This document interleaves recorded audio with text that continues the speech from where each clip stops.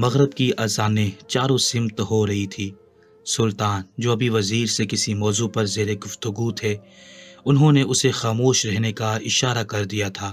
یہی ان کی عادات میں شمار تھا۔ جب بھی اللہ کے گھر سے اذان کی آواز آتی تھی، وہ ہر کام کو ترک کر کے خاموشی سے بیٹھ جاتے تھے اور اذان کا جواب دیتے تھے۔ کئی بار تو ان کی زوجہ بھی پریشان ہو جاتی تھی۔ جو کام چند پل کے ہوتے تھے وہ بھی سلطان اس وقت انجام نہیں دیتے تھے، جبکہ وزیر ان کی اس عادت سے بخوبی واقف تھا۔ چاروں سمت سے اللہ اکبر کی صدائیں بلند ہو رہی تھی۔ سلطان کے چہرے پر ایک خوبصورت مسکراہٹ تھی۔ وہ جس شہر میں آباد تھے وہاں رہتا ہوا ہر شہری مسلمان تھا۔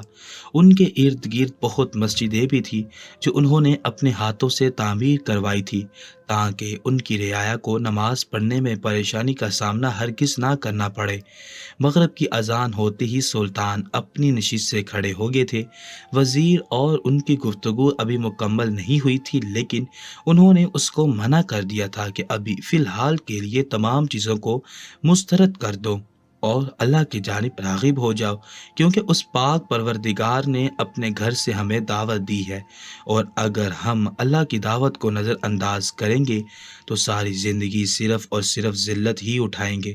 جبکہ وزیر بھی اپنی رگا سے فوراً اٹھ چکا تھا۔ سلطان غسل خانے میں جا کر وضو بنانے لگے تھے اور وزیر بھی مسجد کی جانب روانہ ہو گیا تھا۔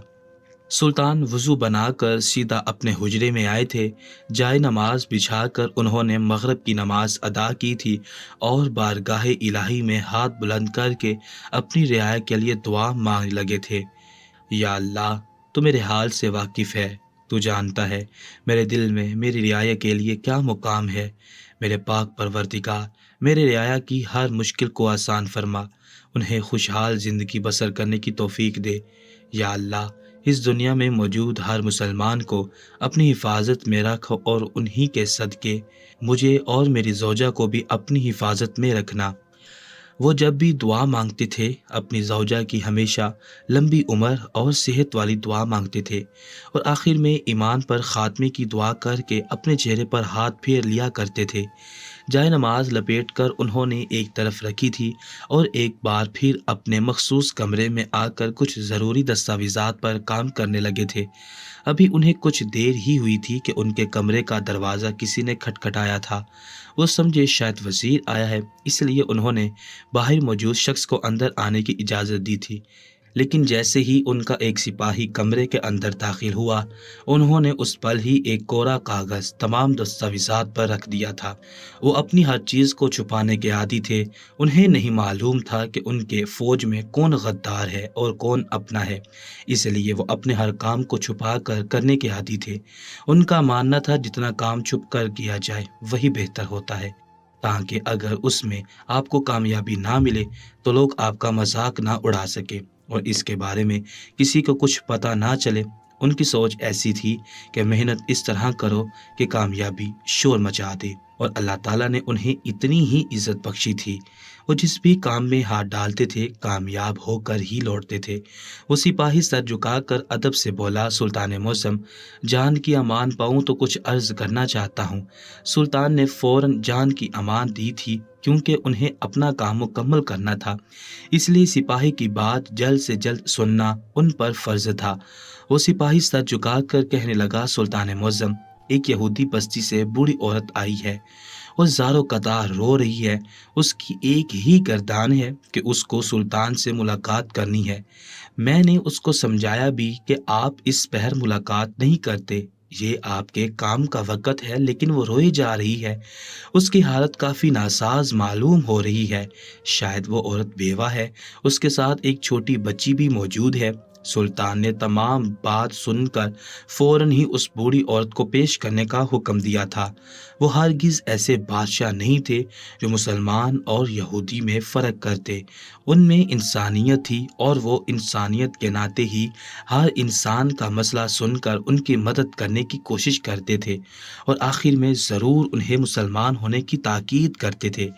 ان کے حکم کی فوراً ہی تعمیل کی گئی تھی، اور چند پل بعد اس سپاہی کے ہمراہ ہی ایک بوڑھی عورت ایک چھوٹی 12 سالہ بچی کے ساتھ ان کے مخصوص کمرے میں داخل ہوئی تھی۔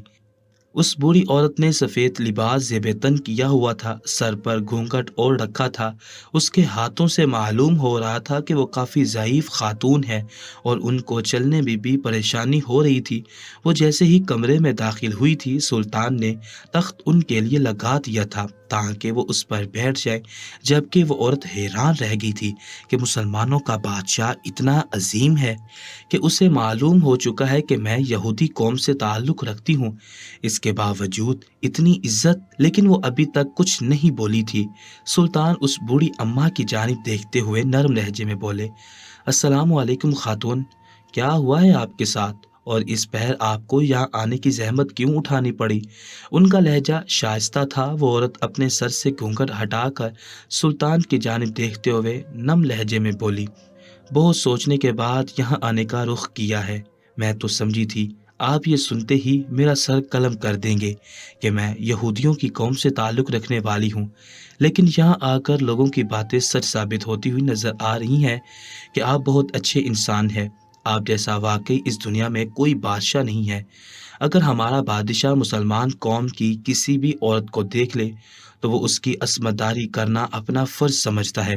जबकि सुल्तान ने ज़ब्त से मुठियाँ भींची थी, वो औरत नहीं जानती थी कि ये बात सुल्तान को कितनी नागवार गुजरी है, लेकिन उन्होंने कुछ भी बोलना मुनासिब नहीं समझा था।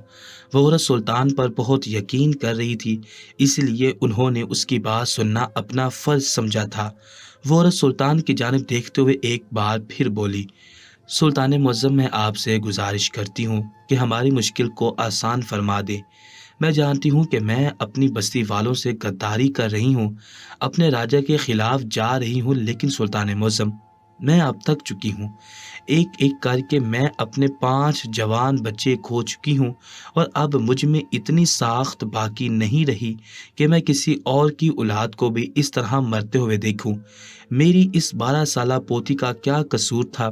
ये तो अभी जवानी की दहलीज पर कदम भी नहीं रख पाई थी कि इसके सर से बाप का साया छिन गया। मानती हूँ कि हमारा राजा बहुत अच्छा है, उसने हम गरीबों की बहुत मदद की है, हमारे लिए घर तामीर करवाए हैं, राशन डलवाया है, लेकिन अगर वो शख्स हमारे ही बच्चों का कत्ल करता रहेगा तो कैसे चलेगा? मैं अब बर्दाश्त नहीं कर सकती, मुझे इंसाफ चाहिए। जबकि सुल्तान ने उस औरत की बात सुनकर फौरन ही उसके आगे पानी का मशकीज़ा रखा था ताकि वो औरत थोड़ी पुरसकून हो जाए। उसके आंसू तवातर आंखों से बह रहे थे। उसकी बातों से इतना अंदाज़ा तो हो चुका था कि वो औरत बेवा के साथ साथ काफ़ी दुखियारी भी है। यकीनन उसके साथ कुछ बहुत बुरा हुआ है। पहले तो वो पानी का इनकार करने लगी, लेकिन जब सुल्तान ने नरम लहजे में उसे ताकीद की कि पानी पी लो, उसके बाद ही हम आपकी बात तहम्मुल से सुन सकते हैं, तब कहीं जाकर उस औरत ने मशकीज़े को अपने लबों से लगाया था और घटाघट सारा पानी अपने हल्क में उंडेल गई थी। वो सुल्तान को काफ़ी परेशान मालूम हो रही थी। पानी पीने के बाद उसने एक गहरी सांस हवा के सपुर्द की थी और सुल्तान के सामने खामोश मूरत बनकर बैठ चुकी थी। सुल्तान उस औरत को और उस मासूम बच्ची को बागौर देख रहे थे। वो अपना लहजा हर दर्जा नरम करते हुए बोले, ए बूढ़ी औरत, तुम्हें परेशान होने की ज़रूरत नहीं है।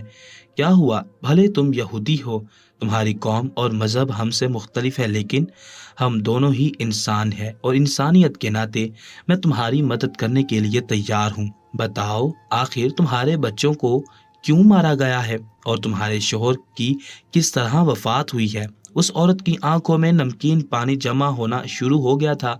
सुल्तान उसको बागौर देख रहे थे। वो औरत नम आवाज़ में बोली, सुल्तान मुअज़्ज़म, मेरी ज़िंदगी बहुत मुश्किल है। मैंने पेट काट काट कर अपने बच्चों को पाला था। मेरे शोहर एक दिहाड़ीदार मजदूर थे। एक छोटी सी गलती ने हमारी पूरी ज़िंदगी तबाह कर दी थी। हमारा राजा कहने को बहुत अच्छा है, उसका दिल अपनी रियाया के लिए बहुत नरम है, लेकिन जब उसे गुस्सा आता है तो वह तमाम इंसानियत को भूल जाता है और हम सब की बोटी बोटी करके रख देता है। میرے شوہر محل کی کچھ تعمیر کا کام کر رہے تھے اور ان سے وہ کام غلط ہو گیا۔ ہم سمجھے کہ بادشاہ سلامت ہمیں معاف کر دیں گے، لیکن انہوں نے ہمیں معاف نہیں کیا اور اسی پل میرے شوہر کے دونوں ہاتھ کاٹ دیے۔ میرے شوہر ہاتھوں سے محروم ہو چکے تھے، اب ان کی طبیعت کافی ناساز رہنے لگی تھی۔ طبیب نے بھی جواب دے دیا تھا، لیکن میں پھر بھی ہمت نہیں ہاری۔ ہر جگہ جا کر ان کا علاج کروایا، لیکن شاید ان کے ساتھ ہمارا رہنا ممکن نہیں تھا، اس لیے چند روز بعد ہی ان کا انتقال ہو گیا تھا۔ اوپر والے نے مجھے 5 بیٹوں سے نوازا تھا، اس کی وجہ سے میری زندگی تھوڑی پرسکون تھی۔ میرے بچے کام کرنے لگے تھے، گھر کا گزر بسر ہو رہا تھا۔ 5 بچوں کو مصور بننے کا بے حد شوق تھا۔ میں بھی اس چیز کے خلاف نہیں گئی، کیونکہ ہماری بستی میں اس کام کو بہت اہمیت دی جاتی ہے۔ میرے 5 بچے ہی مصور بن گئے تھے اور بہت اچھی تصویر بنانے لگے تھے۔ میں بے حد خوش رہنے لگی تھی، ہمارے گھر میں چند پیسے آنے لگے تھے۔ شوہر کی زندگی میں جو تنگی تھی وہ اب ختم ہو چکی تھی، ہمارے دن بھی بدل گئے تھے۔ میں نے 5 بیٹوں کی دھیرے دھیرے کر کے شادی کر دی تھی۔ خدا نے مجھے ہر بیٹے سے 1 یا 2 اولاد عطا کی ہے، لیکن خدا کا غضب ہو گیا۔ ہمارا بادشاہ 1 آنکھ سے کانا اور 1 ٹانگ سے لنگڑا ہے۔ اس نے پوری رعایا میں اعلان کروایا کہ جتنے بھی مصور اس بستی میں رہائش پذیر ہیں وہ سب میرے لیے ایک تصویر بنائیں گے، اور جو شخص بھی بنا عیب کے میری تصویر بنائے گا میں اس کی ایک خواہش کو پورا کروں گا۔ مجھ تک جب یہ بات پہنچی تو میں نے 5 کو صاف انکار کر دیا کہ کوئی ضرورت نہیں ہے اس بادشاہ کی دہلیز پر جا کر اس کی کوئی بھی تصویر بنانے کی، کیونکہ جب اسے غصہ آتا ہے تو وہ سب چیزیں تہس نہس کر دیتا ہے، اس میں انسانیت نام کی کوئی بھی چیز نہیں ہے۔ تم لوگ جا کر اس کی تصویر نہیں بناؤ گے، خدا نہ کرے اگر اس تصویر میں ذرا برابر بھی عیب آ گیا تو وہ تمہارا قتل کر دے گا۔ لیکن میرے بیٹوں کی آنکھوں پر لالچ کی پٹی بن چکی تھی۔ میری تمام بہوؤں نے اپنے شوہروں کو سمجھایا۔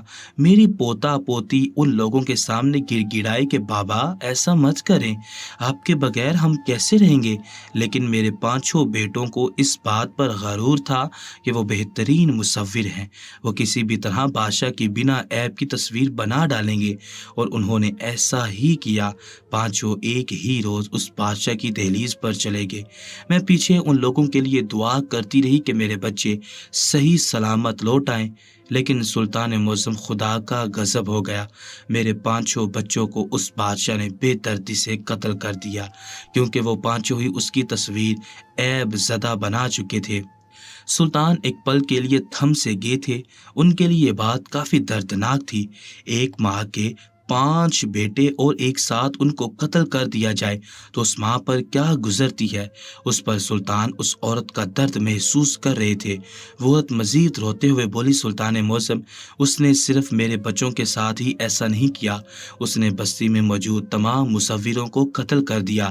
جس نے اس کی عیب زدہ تصویر بنائی اس نے کسی کو بھی معاف نہیں کیا، یہاں تک کہ دور دراز سے مصور بھی اپنے محل میں جمع کر لیے، اور جس نے اس کی تصویر میں غلطی کی ان سب کو وہ قتل کر چکا تھا، اور اب تک وہ ناجائز 600 قتل کر چکا ہے، اور اب بھی وہ باز نہیں آیا ہے۔ بہترین سے بہترین مصور وہ دوسرے ممالک سے بلاتا ہے، لیکن کوئی بھی اس کی تصویر ٹھیک طرح بنا نہیں پاتے، اور مجھے سمجھ نہیں آتا کہ وہ شخص کیا چاہتا ہے۔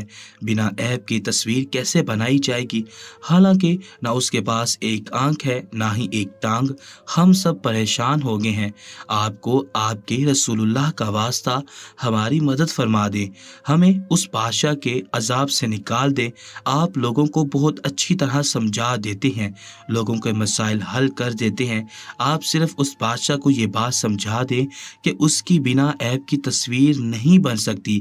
میں یہاں کبھی نہیں آتی، لیکن میں ہر ماں کا درد سمجھتی ہوں کہ ایک ماں بنا اپنی اولاد کے کس طرح جیتی ہے۔ بس ہماری مدد فرما دیں۔ وہ عورت مسلسل ایک ہی بات کی گردان کر رہی تھی کہ بس ہماری مدد فرما دے، جبکہ سلطان اس عورت کو ترہم बरहम निगाहों से देख रहे थे।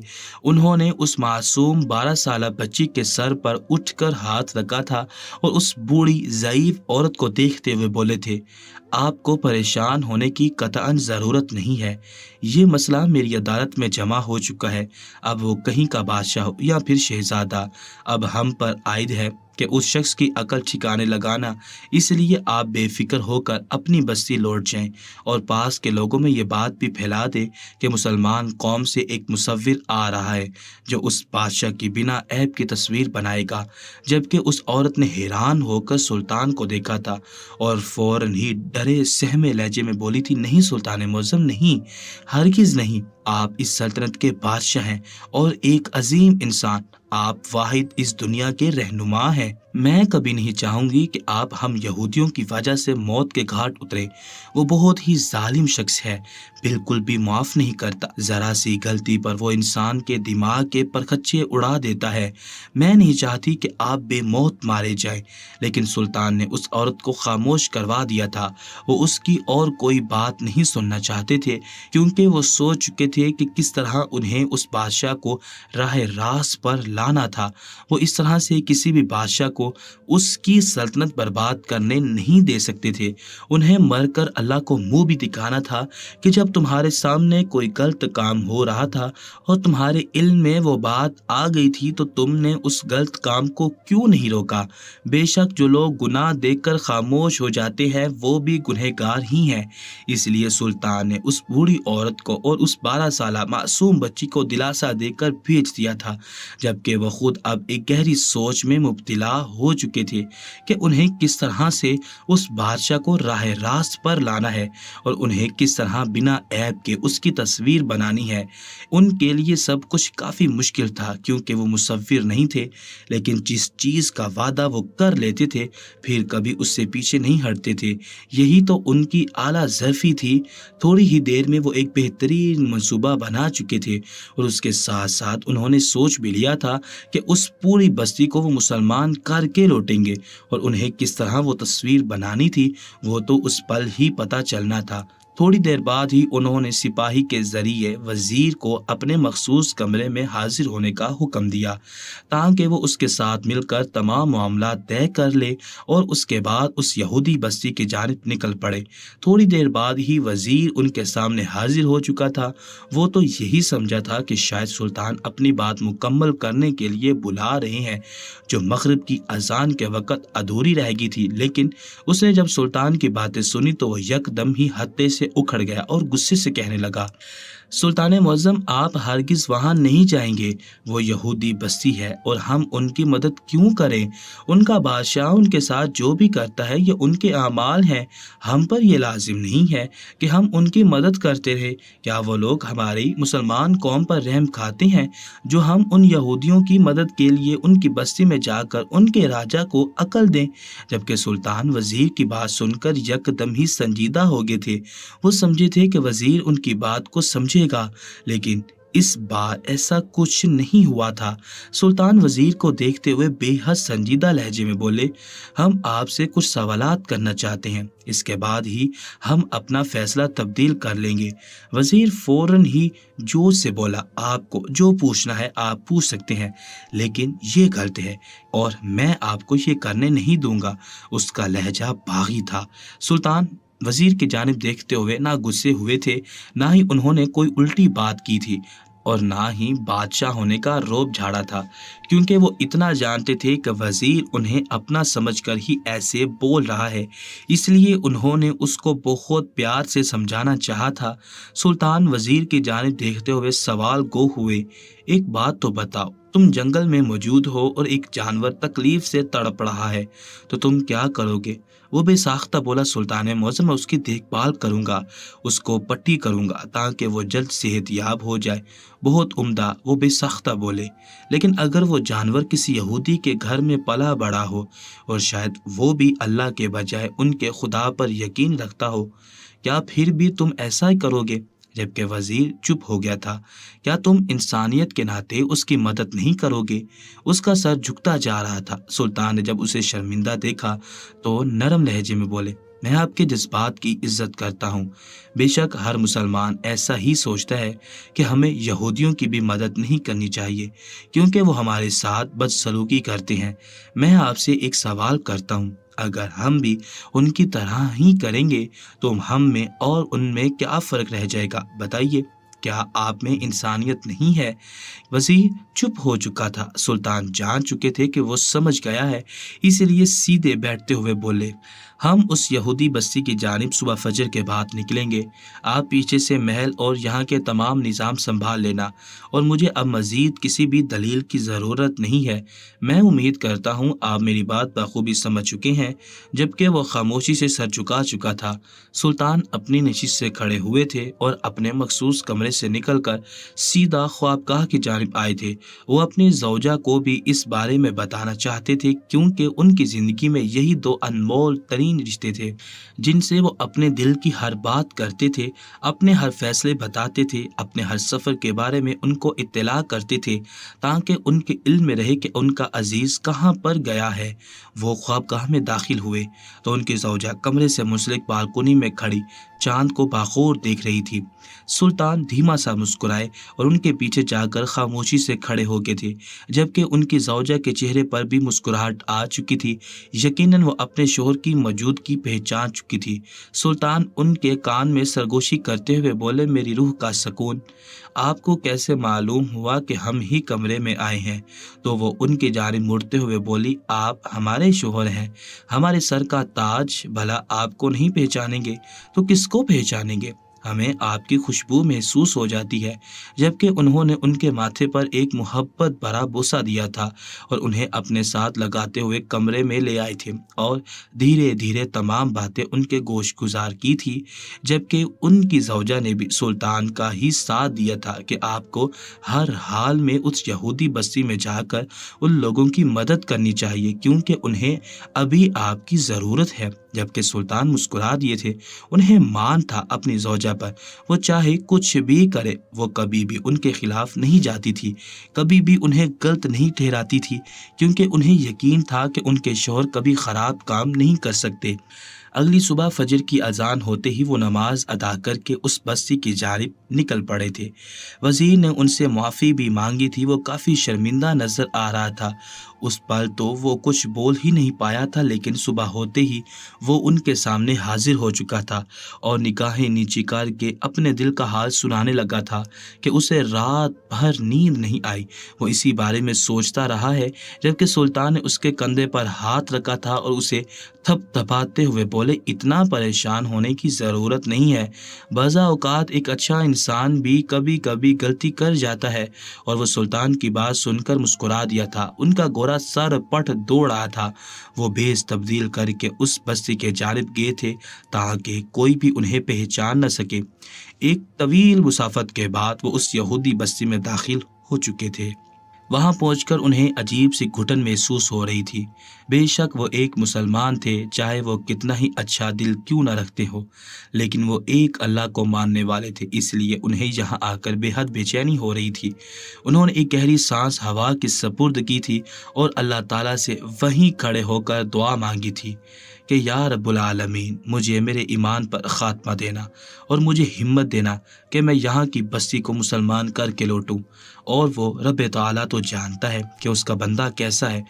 वो जैसे ही उस महल के करीब पहुंचे तो उन्हें हाथों हाथ लिया गया था। शायद उस औरत की बदौलत पूरे रियाया में ही ये बात फैल चुकी थी कि सुल्तान आने वाले हैं, यानी मुसलमानों की कौम से एक मुसव्विर आने वाला है। पूरा दरबार सजा हुआ था। एक पल को सुल्तान हैरान भी हुए थे, लेकिन उन्होंने अपने तासुरात पर फौरन काबू पा लिया था। वो किसी को भी इस बात का अंदाज़ा नहीं होने दे सकते थे कि वो कौन है। सुल्तान कदम ब कदम चलते हुए उस बादशाह के बिल्कुल सामने खड़े हुए थे। उस बादशाह को देखते सुल्तान ने आंखें झुकाई थी।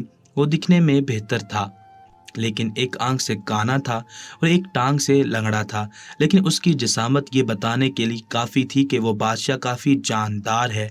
और बेशक एक बादशाह को तख्त जब ही मिलता है जब उसके अंदर कोई काबिलियत होती है। सुल्तान कभी भी किसी को भी बिना उसकी शख्सियत जाने जांचते नहीं थे। वो शख्स सुल्तान की जानिब देखते हुए संजीदगी से बोला, اے مسلمان مرد، کیا تم ہماری تصویر بنا سکتے ہو؟ جبکہ سلطان نے سر کو ہلکی جنبش دی تھی اور اس بادشاہ کو دیکھتے ہوئے بولے تھے، بالکل بادشاہ سلامت، ہم یہاں اس کام کے لیے ہی آئے ہیں، لیکن آپ اپنے وعدے پر ابھی تک قائم ہیں نا؟ اگر میں نے آپ کی بنا عیب کی تصویر بنا دی تو آپ میری ایک خواہش کو ضرور پورا کریں گے۔ وہ بادشاہ کچھ پل کے لیے خاموش ہوا تھا، کیونکہ سلطان جس انداز میں بول رہے تھے اس سے یہ بات ثابت ہو رہی تھی کہ وہ ہر حال میں ان کی تصویر بنا دیں گے۔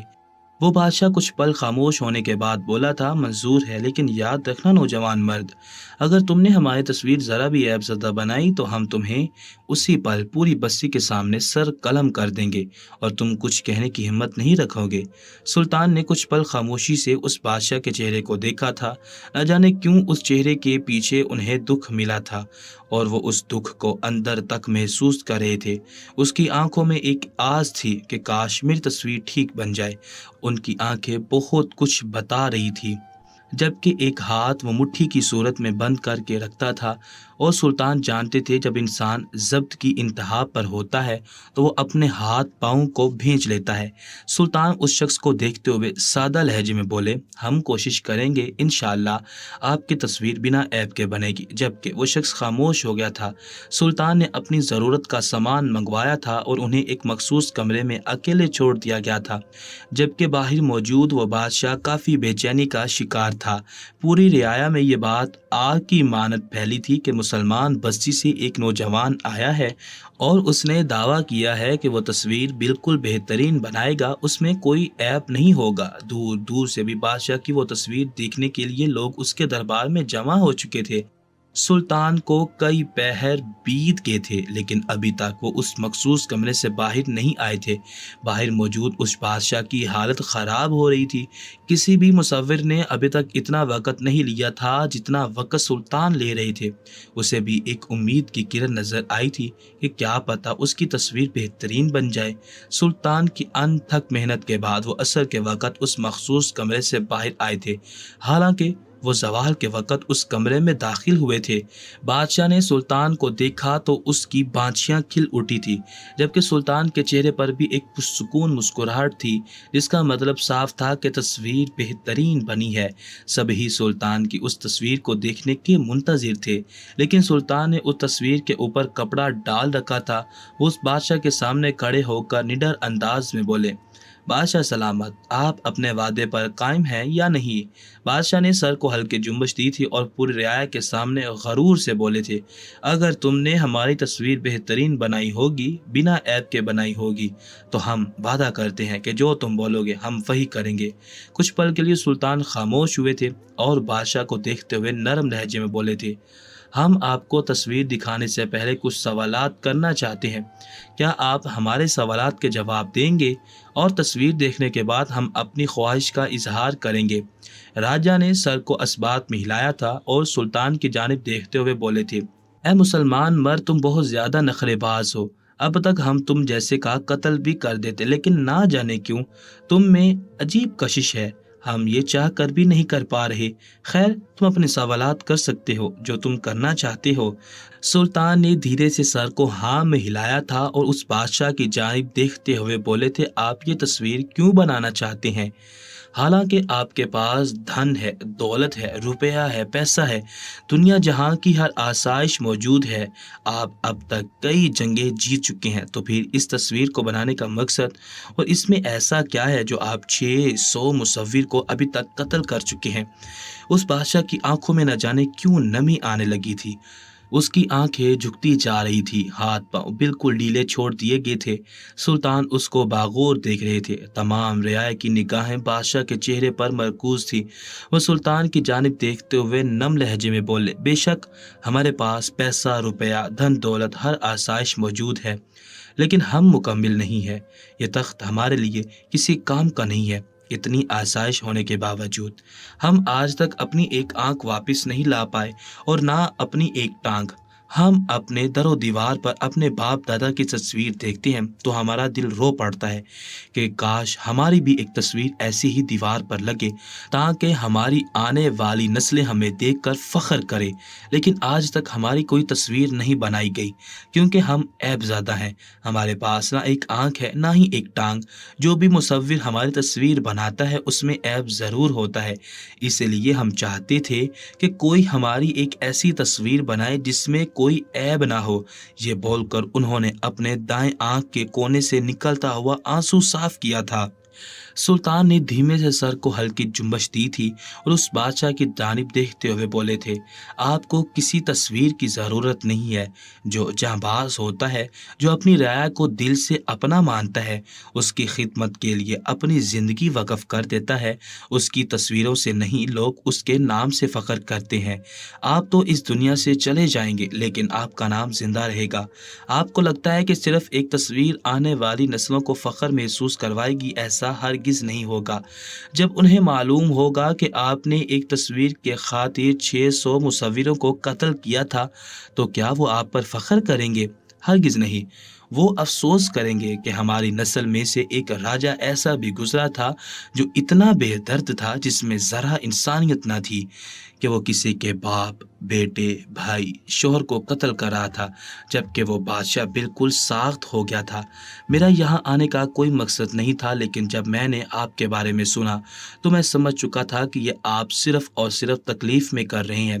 جبکہ اس بادشاہ کی آنکھوں میں ایک بار پھر نمی جمع ہونے لگی تھی۔ سلطان نے ایک بار پھر اس کو یاد دہانی کروائی تھی کہ آپ میری خواہش کو پورا ہر حال میں کریں گے، اور اس نے اسی پل وعدہ کیا تھا کہ تم نے اگر میری تصویر کو بنا عیب کے بنایا ہوگا تو میں ہر حال میں تمہاری خواہش کو پورا کروں گا۔ اور پھر سلطان نے اس تصویر کا رخ اس بادشاہ کی جانب کیا تھا، اس پر موجود اس کپڑے کو ہٹا دیا تھا، اور وہ بادشاہ اس تصویر کو دیکھ اپنی جگہ سے کھڑا ہو چکا تھا۔ اس کے ذہن و گمان میں بھی نہیں تھا کہ وہ مصور اس طرح کی تصویر بنا سکتا ہے۔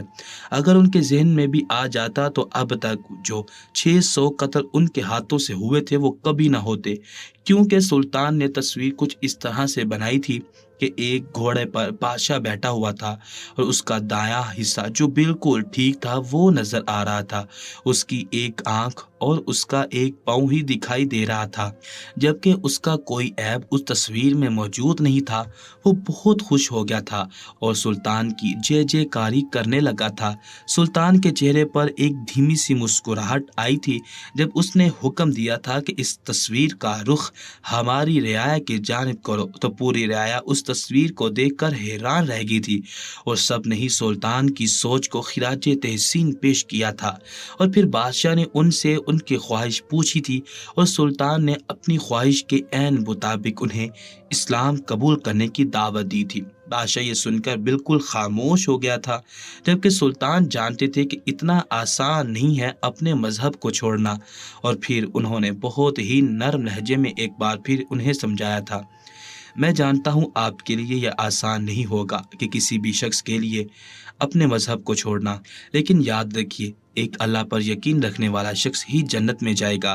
یہ دنیا عارضی ہے اور آخرت ہی تا حیات قائم رہنے والی ہے۔ بادشاہ خاموش تھا، یقیناً اس کا کوئی ارادہ نہیں تھا، لیکن جب سلطان نے کچھ کرامات انہیں بتائی تھی اور انہیں اسلام کے بارے میں دلیل دی تھی تو وہ بادشاہ ان کی بات پر ایمان لے آیا تھا، اور اس نے اسی وقت اسلام قبول کر لیا تھا اور اللہ سے توبہ کی تھی، اور جتنے بھی ناجائز قتل اب تک کر چکا تھا اس کی وہ معافی چاہتا تھا، اور پھر وہ ایمانداری کے ساتھ پوری سلطنت کو چلانے لگا تھا۔